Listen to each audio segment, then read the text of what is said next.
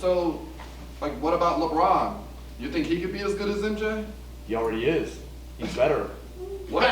What does that mean? It means LeBron has already eclipsed Jordan.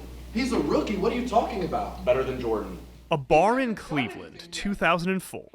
Two young men forge a friendship over their love of the Cavaliers in the opening scene of King James at Detroit Public Theater. Well, King James is a great comedy about friendship and basketball, and the play takes place over the span of LeBron James' time in the city of Cleveland. You get snippets of their life prior to meeting, but then also you get to see their different points of their life. So like between the first two scenes, there's 6.5 years. So I think ultimately the play is not just about basketball. I think basketball is sort of the parentheses around this whole thing, and the meat of it is just about friendship and the ups and downs, and just like people that become family to you, chosen family. I would also say that the play really is about growing up, because we meet these young men when they are at such a early part of their lives and a part of their careers as they're building their lives. We get to see, what that's like, what it's like to grow up in America, and we have the kind of framework of the game and the framework of the team. I'm happy for you, man. Thanks. Decisions abound. LeBron, and now you. That's not exactly the same thing. No, I know. It is, though, kind of similar. I don't know. I guess when you live in Cleveland, the grass really is always greener. That's not the takeaway here. I know. But it kind of is. Telling the story of characters' lives over, a decade plus of time, there's like a lot of ways that you could look at that story, a lot of like lenses into that. Why basketball fandom? I think it's because of LeBron James specifically. People like that only come around every so often. There's like Michael Jordan and there's LeBron James. So I think that with this sort of like idolization or mythologization of people like that, it's easier to create story around that. LeBron James is like an American story. And potentially the greatest player of all time, Yeah. some say. And it's a point of great debate throughout the course of the play, is LeBron or Michael Jordan. The conversation is a through line. And it's a through line, I think, through our culture. Hear ye, hear ye!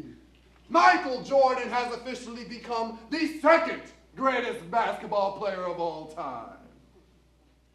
Long live the King! That's not true. LeBron's the GOAT! LeBron is not the GOAT. The run of the play is starting as Detroit and Cleveland are facing off in the playoffs. That happening right now adds a whole other layer of significance to the play that might not have necessarily had if the season had been going differently.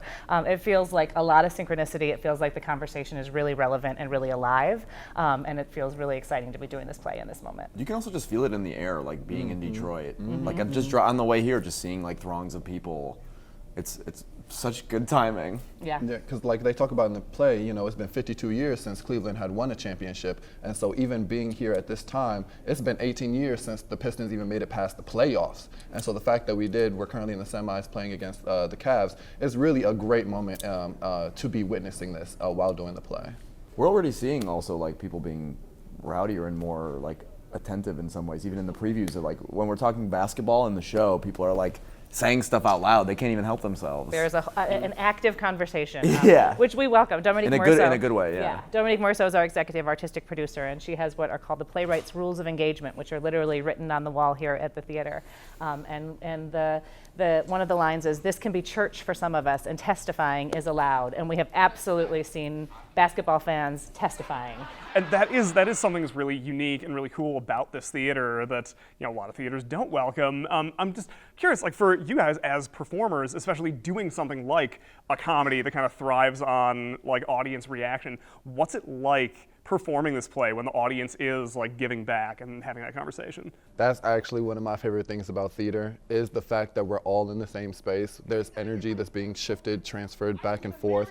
And so being up on stage, being able to hear the laughs, being able to hear the reactions fuels me in order that to know not only that I'm doing my job, but that it's like you're engaged, you're connecting with what's being said. And that makes me want to do even more in order to like, okay, how can we almost like remove the veil of like you're just an audience member watching someone on stage. Like, we go to the movies if you want to do that, if you just want to watch somebody perform, but no, it's alive when people are reacting, you know. I also like, just to talk smack a little bit, because this is basketball related, you know. Detroit just does it different. So like seeing theater in Boston or New York or LA, like people are just like, you know, people here are like, let's go. They are very much more invested.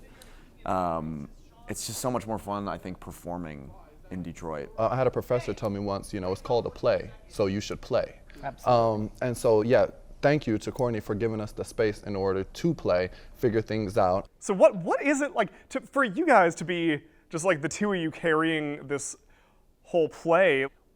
What's that like as actors? It's got to be incredibly different from an ensemble piece.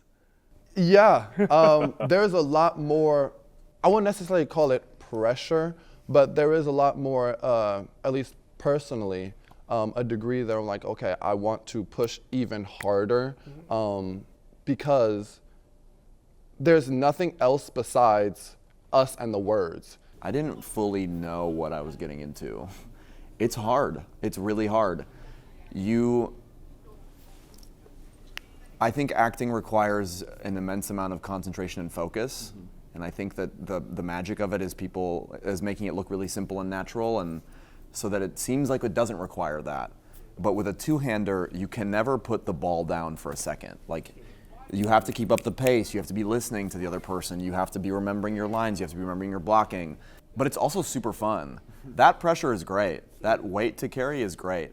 And also, just telling the story over a course of an hour and a half with no breaks and like not having downtime, I mean, that's like some warrior stuff as an actor, you know? And I'm not saying that as like for myself, I'm saying that in general, like it feels both difficult and incredibly empowering.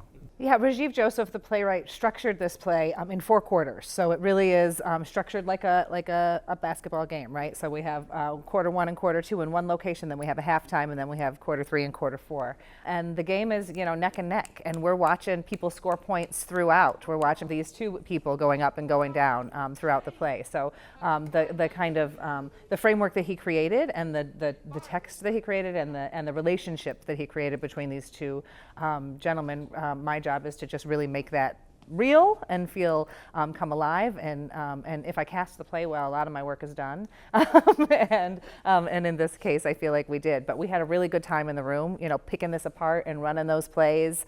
I come from a basketball family, so a lot of people are like, "What, you're doing this play?" And I'm like, "No, I'm doing this play." I've spent a lot of my time, my life, kind of rejecting that. But in my adulthood, I'm like, "Oh, you know what I know a lot about? The game of basketball." And so having that knowledge coming into this process has been really beneficial. And then sharing this kind of play with the people I love who love this game. And it's a real good game that these two guys play. Watch One Detroit, Thursday at 7:30 p.m. You can find more at onedetroitpbs.org or subscribe to our social media channels and sign up for our One Detroit newsletter.